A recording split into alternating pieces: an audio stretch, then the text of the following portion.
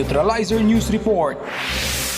Katatapos lamang ng Pasko, ngunit patuloy pa rin ang pamaskong handog ng lokal na pamalaan ng Davao Occidental sa pangunguna ng opisina ni Honorable Lorna P. Bautista Bandigan, Vice Gobernador ng nasabing probinsya, kasama ang kasundaluhan ng 73rd Infantry Neutralizer Battalion, 10 Infantry Aguila Division Philippine Army na isinagawa sa munisipyo ng Malita, Davao Occidental. Layunin ng nasabing aktibidad ay upang maipaabot sa mga residente ang diwa ng Pasko, pagmamahalan at pagkakaisa ng bawat Pilipino tungo sa maunlad na pamayanan. Nasa 500 cake at 500 fruits package na umabot sa 1,000 pamilya ang nakatanggap ng gift box para sa kanilang handa sa pagsalubong sa bagong taon. Kumatok sa bawat bahay ang mga staff ng Vice Gobernador kasama ang kasundaluhan ng 73rd IB upang ipamahagi ang alay na handog. Laking tuwa at pasasalamat naman ng mga pamilyang nabinipisyuhan ng nasabing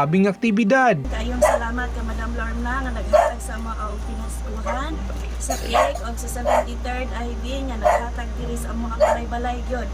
Salamat kayo. Happy New Year sa tanan. Salamat Madam Lorna Bautista Bandigan at sa 73rd IB. Salamat sa pinaskuhan. Happy New Year. Sa pagpapatuloy na pagtutulungan ng iba't ibang sektor ng lipunan, ahensya ng gobyerno at mga pribadong individual na ipamahagi hindi lamang ang kapayapaan kundi pati na rin ang kasiyahan sa mga mamamayan. Kung kaya ang 73rd Infantry Neutralizer Battalion ay taos-pusong nagpapasalamat sa nasyonal at lokal na ahensya ng pamahalaan at sa mamamayan ng probinsya ng Davao Occidental sa walang sawang pagsuporta sa kapayapaan at kaunlaran. Maligayang bagong taon. 73rd Infantry Neutralizer Battalion, your soldier, defender, and friend.